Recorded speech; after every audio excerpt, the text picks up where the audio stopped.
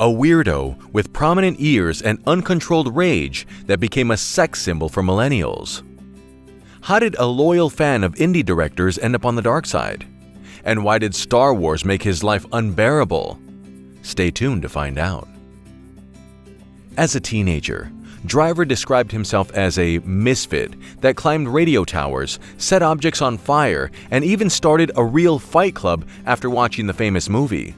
He was 17 and had just graduated high school in the teeny town of Mishawaka, having almost no access to things he loved the most: theater and movies.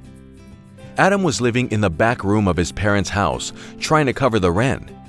He worked as a door-to-door salesman, a telemarketer, sold vacuum cleaners, and at the same time was a regular at McDonald's. It was pretty aimless, he says. I didn't have anything. The only thing that kept him warm was acting in small plays in his high school drama classes. After graduation, Adam tried to apply to Juilliard School in New York to make acting a serious thing, but he didn't get in. He got anxious. But then, Adam remembered all the stories of actors going to LA with no money and just doing it. So he thought, why not me? Got in a car and left it all to chance. But his car broke down in Texas before he even got close to Hollywood. He spent all his money on repairing it and finally got to, no, not even LA, only to Santa Monica. Driver spent 2 nights in youth hostels there, most of the time wandering along the beachside. The only agent he signed with was a real estate agency, which took him for the rest of his savings.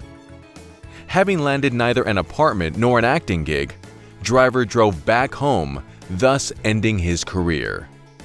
Adam felt broken, with no idea about what to do next. The year was 2001, and September 11th changed the lives of every American. With an overwhelming sense of duty and just being pissed off at himself, his parents, the government, not having confidence, not having a respectable job, Adam made a life-changing decision. I felt this sense of patriotism and wanted retribution and wanted to be involved, he says. He joined the Marine Corps, where he became an 81mm mortarman. Adam loved being a Marine. It is one of the things I'm most proud of having done in my life, he admits. Driver was deeply surprised at how his ego and the cliched concepts of military service faded away. There is no posturing, no need to say how much of a man you are, whatever that even means. You prove it with your actions. Within his regular duties and amidst endless trust for his Marine team besides him, Adam found real friends and finally saw meaning in his actions. After almost 3 years in the Marine Corps, Adam was preparing for deployment to Iraq. His whole life was now focused on a new mission. But a few months before deploying, he dislocated his sternum in a mountain biking accident. The doctor declared a very devastating diagnosis, and unwillingly, Adam was medically discharged from the service. Suddenly, he had to become a civilian again. Adam got back home with nothing again, like the time when he came back from his failed LA trip. But this time, Driver had one special upside though. He developed belief in himself. When you get out of the Marine Corps, you feel like you can do anything, he says. And so he decided to give acting another shot and went to re-audition for Juilliard. I thought, worst comes to worst, I know how to live. I'll live in Central Park or something. I'll survive. This time, he got in. He became a student of his dream drama school. But what came as a surprise was the whole transition from military man to civilian.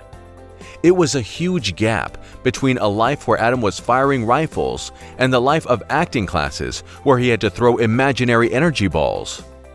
He lost his sense of community and did not know how to apply his military skills to more than just actions, but to feelings as well. He was seen as an intimidating and volatile figure by his classmates. Adam was so aggressive that his comments made fellow students cry. They never knew what to expect from this angry 6'2" weirdo during his day at school. as he could perform random feats such as doing 1,000 push-ups. I was trying to make it as extreme for myself as possible. Now it just makes me so tired and annoyed.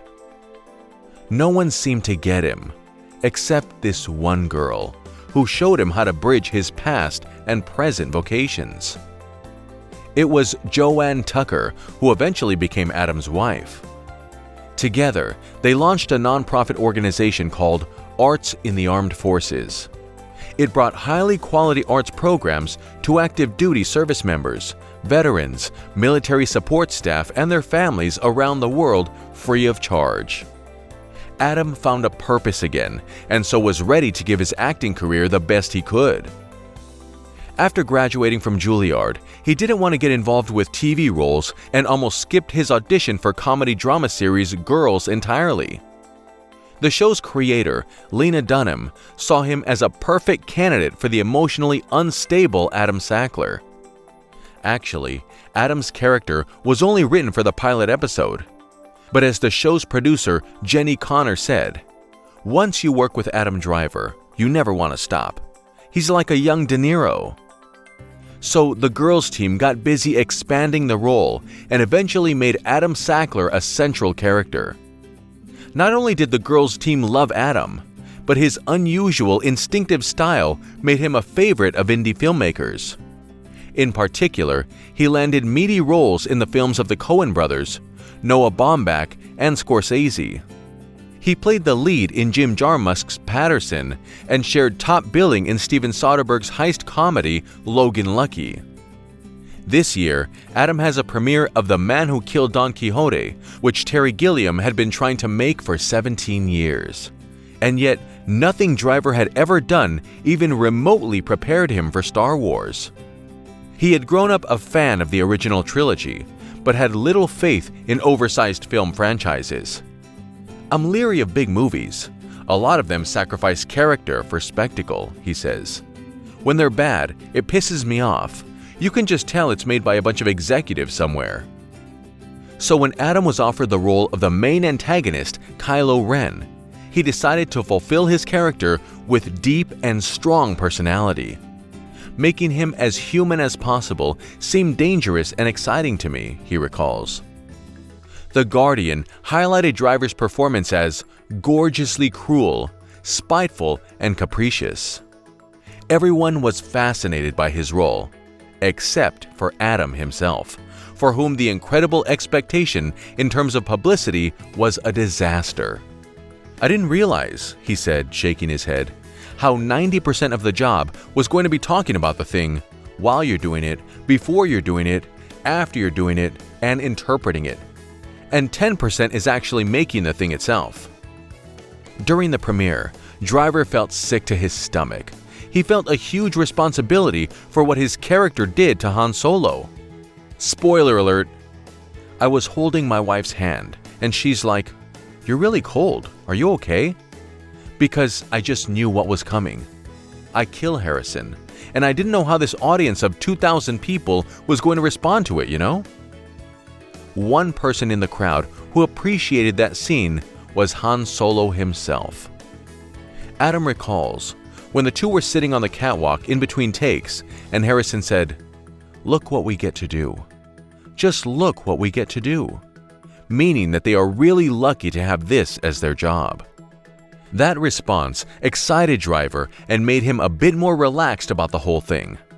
But passers-by who once stopped him to ask, "How could you do that to Hannah?" in reference to the bad boy behavior of Driver's character in Girls, were now asking, "How could you do that to Han Solo?" Adam hated all this communication and never-ending interviews. Driver, who was almost pathologically private by nature, remains uncomfortable with notoriety. The idea that he is now a new sex symbol did not make him happier either. "I'm not in the world the same way I was before," Driver says. "It's completely changed my life. My anonymity is gone, but who I am as a person is the exact same. I think, or I hope." He tries to hide in public places. "I like sleepy, quiet places," Driver explains. With his new lifestyle, there is only one place where Adam Driver feels really comfortable in his own skin.